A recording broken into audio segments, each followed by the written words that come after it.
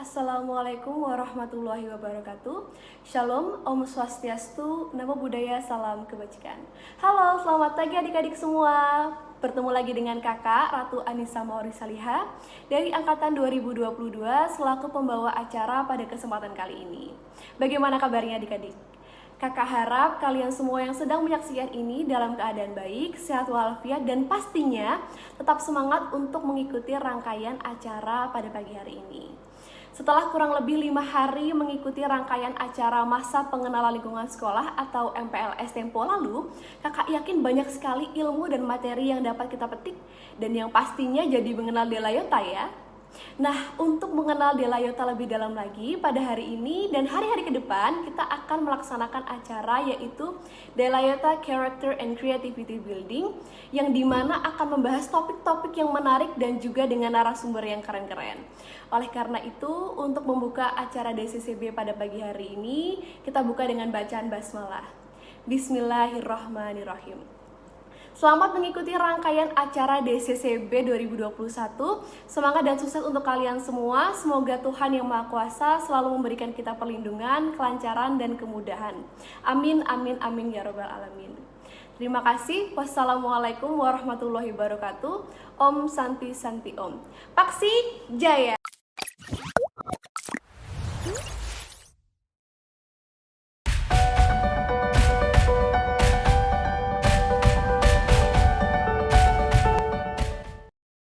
Adik-adik kelas 10 SMA Negeri 8 Yogyakarta, untuk membuka acara pada pagi hari ini kita mulai dengan topik yang pertama, yaitu manajemen jiwa remaja yang akan disampaikan oleh alumni Delayota tahun 89 yang sekarang ini menjabat sebagai Kepala Staf Distrik Militer atau Kasdim 0734 Yogyakarta, yakni Bapak Letnan Kolonel Catur Supriyono, SSI MSc. Kepada yang terhormat Bapak Letnan Kolonel Catur Supriyono, waktu dan tempat kami persilakan dan selamat menyaksikan.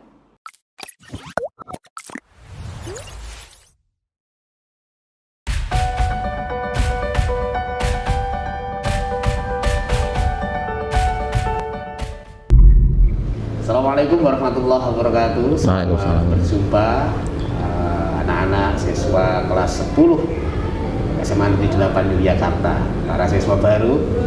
Pada kesempatan hari ini kita bertemu dalam acara DCCB, Delayota Character and Creativity Building, yang kebetulan pada kesempatan ini kita akan mengambil materi tentang bagaimana tata kelola dan penanganan tentang penyimpangan perilaku remaja di era milenial ini.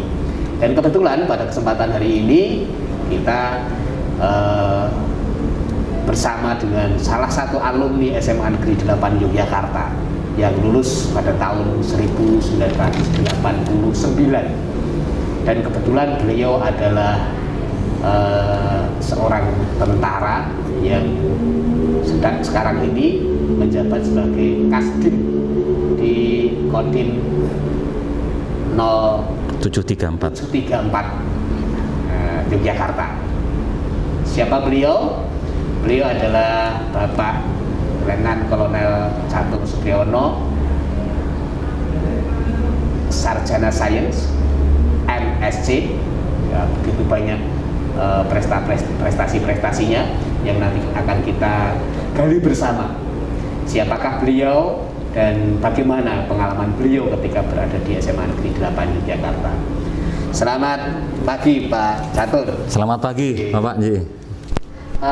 Ini begini Pak, jadi mohon dikenalkan diri Bapak kepada siswa-siswa baru, adik-adik kelas Bapak ini yang baru-baru ini. Bapak ketika SMA pada tahun berapa, kemudian kuliahnya sampai di magister, kemudian kok masuk dulu di Akmil atau bagaimana, monggo ceritakan Pak. Oke, terima kasih. Assalamualaikum warahmatullahi wabarakatuh. Salam untuk warga Delayota semuanya. Terima kasih atas kepercayaan pada saya untuk memberikan semacam statement atau mengisi acara ini. Jadi untuk pengalaman saya atau sejarah saya di SMA 8, saya masuk di tahun 86, lulus tahun 89. Terus saya melanjutkan kuliah di MIPA Statistik UGM.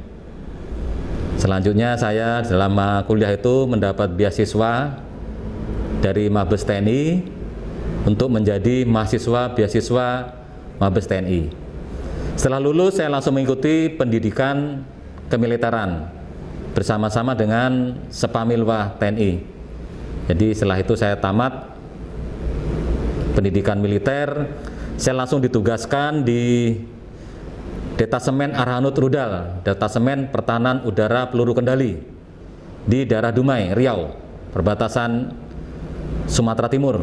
Ya, di sana kami mengamankan hydrocracker atau pusat pengolahan minyak di daerah Riau sana.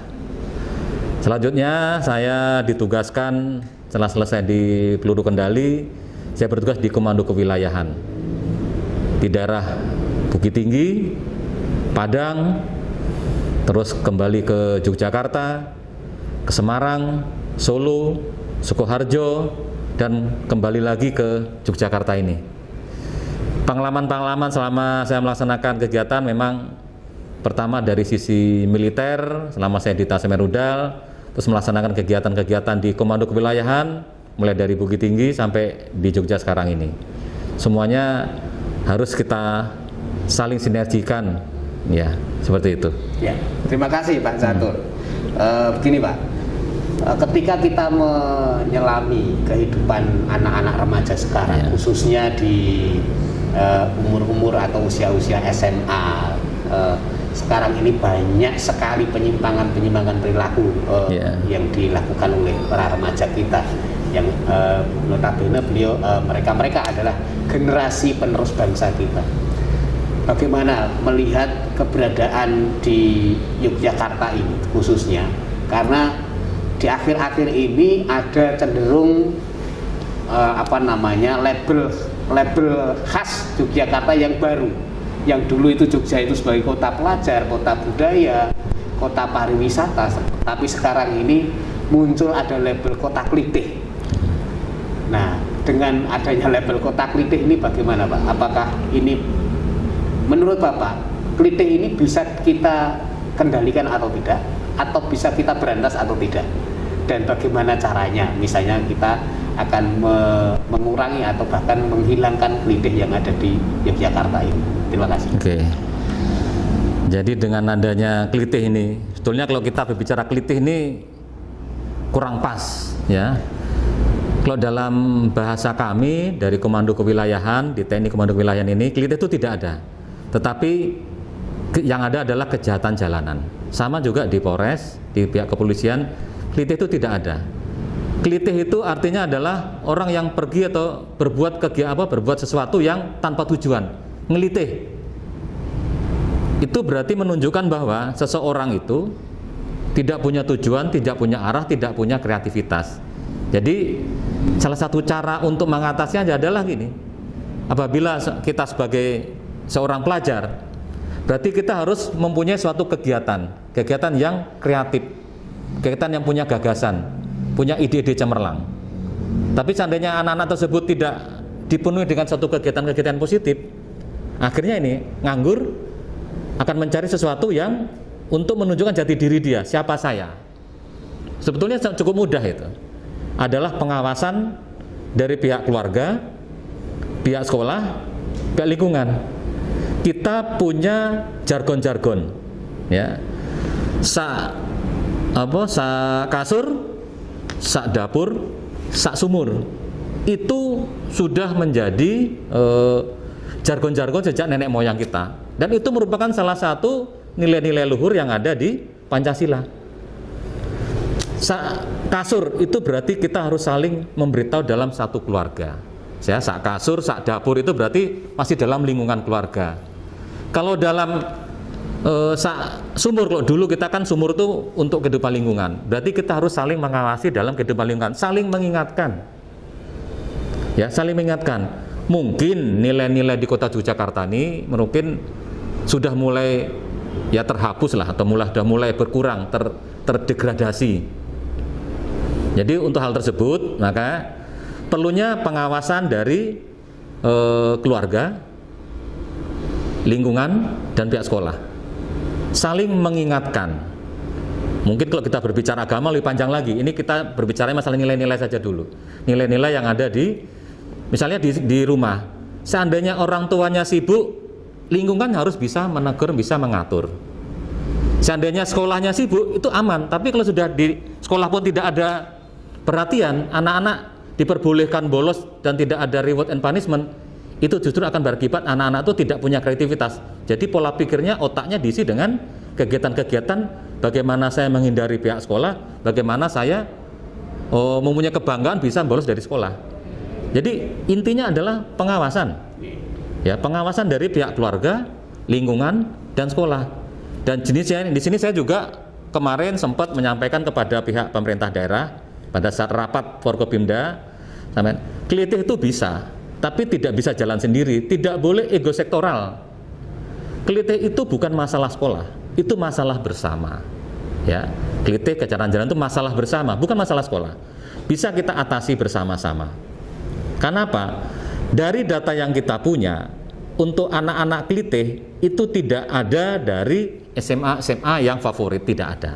Tetapi itu SMA yang notabene ya di bawah grade. Saya yakin untuk adik-adik yang berada di SMA 8 di Layota pasti sudah sibuk dengan kegiatan sekolah. Sudah capek, nggak mungkin tidak terpikirkan, ya, tidak terpikirkan. Punya ide aja tidak, apalagi memikirkan, itu ya. Punya ide aja nggak, apalagi memikirkan, tidak pernah terpikirkan itu bahwa kita akan melaksanakan kelitih itu tidak ada. Pada intinya kelitih itu dilakukan anak-anak yang kelebihan energi, Pak. Ya, kelebihan energi, dia ingin menunjukkan jati diri siapa saya, tetapi ini merupakan salah satu penyimpangan. Penyimpangan dengan dia memanfaatkan rendahnya pengawasan dari pihak keluarga, pihak sekolah atau pihak lingkungan di sana. Kalau dah warganya sudah, lingkungannya sudah cuek, apapun yang diperbuat, warga tidak akan menegur, apalagi keluarganya, apalagi pihak sekolah. Nah, seperti itu. Jadi intinya lah pengawasan. Itu jika dilihat dari segi ketika anak-anak yang terlibat. Sementara ketika misalnya sekarang begini, Pak, anak-anak Delayuta misalnya, anak-anak Delayuta ini sudah sangat minim atau bahkan tidak ada. Yeah. Nah, mereka sudah menarik diri atau sudah menjaga jarak lah agar jangan sampai berbuat seperti itu. Tetapi di lingkungan atau di pergaulan kadangkala kita sudah menghindar saja, kadang-kadang kita kena misalnya, kita nggak tahu apa sebabnya kita tiba-tiba diserang, atau tidak tahu sebabnya tiba-tiba sekolah kita didatangi oleh sekelompok anak-anak misalnya. Nah, hal-hal seperti itu bagaimana kita harus bersikap? Kalau kita boleh nyerang, kita sama dengan mereka, berarti perbuatan kita sama. Anak-anak di Layota pasti tidak seperti itu. Jadi kita kedepankan adalah kemampuan kita berkomunikasi. Jangan mudah terpancing dengan omongan-omongan yang menyampaikan bahwa kamu siapa, kamu bagaimana, sekolahmu jelek. Jangan. Jaga harga diri atau panji-panji paksi yang ada di dada kita. Jangan, ya. Kita hargai itu, ya. Nilai-nilai paksi yang ada di Delayota itu adalah salah satu simbol kebanggaan kita. Jangan kita rusak, jangan kita hancurkan. Intinya adalah kedepankan komunikasi, bicara yang bagus, komunikasi yang bagus, bahwa supaya apa? Supaya menghindari kita, menahan kita untuk tidak melakukan kegiatan atau perbuatan seperti yang mereka laksanakan, sepertinya melakukan penyerangan antar sekolah tersebut, gitu, Pak. Terima kasih, Pak. Jadi alhamdulillah di SMA Negeri 8 Yogyakarta itu kita sudah mengadakan berbagai macam ekstrakurikuler untuk menampung energi yang berlebih ya.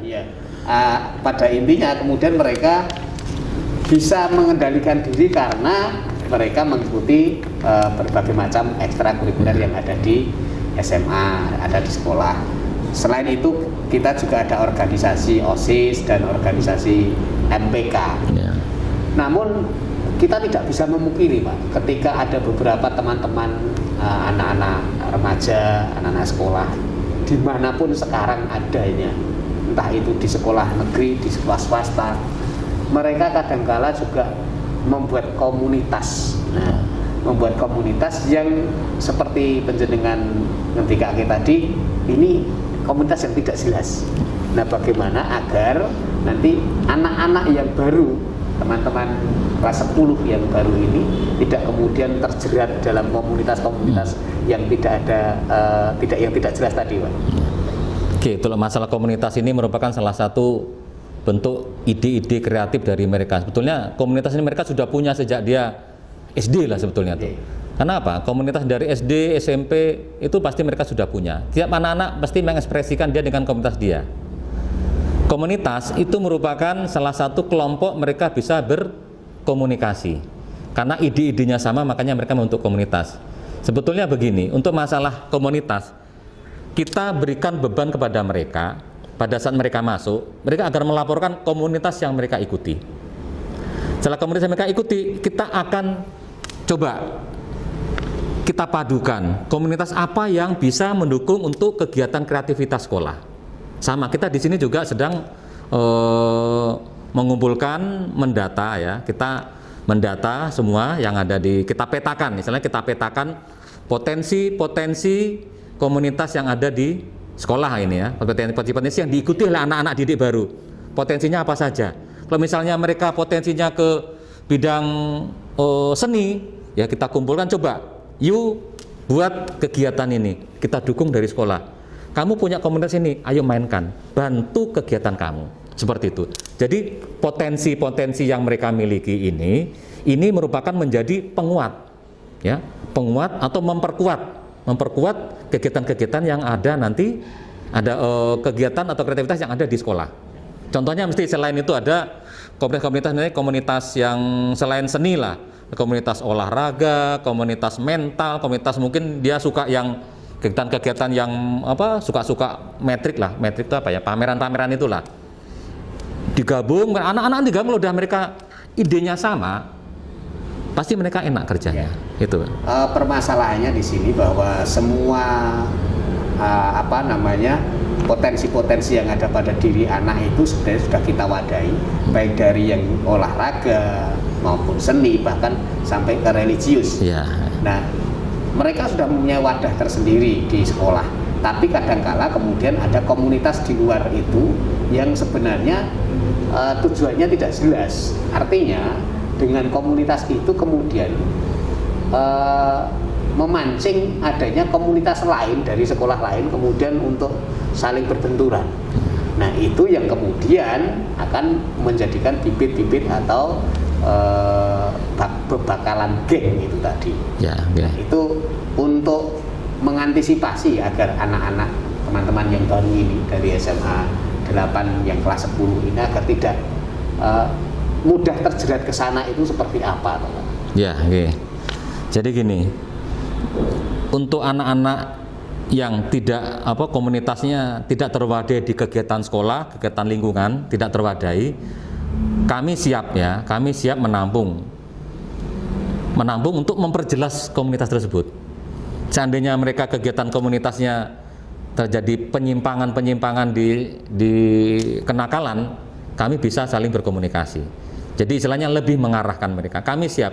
Kami sebagai komando kewilayahan di sini, di lapangan kami ada Babinsa dan Babin Kamtib yang di lapangan, bisa ke Koramil, bisa ke Polsek. Kami siap, misalnya gini, pihak sekolah bisa petakan anak-anak yang mempunyai potensi-potensi, mempunyai komunitas yang tidak jelas.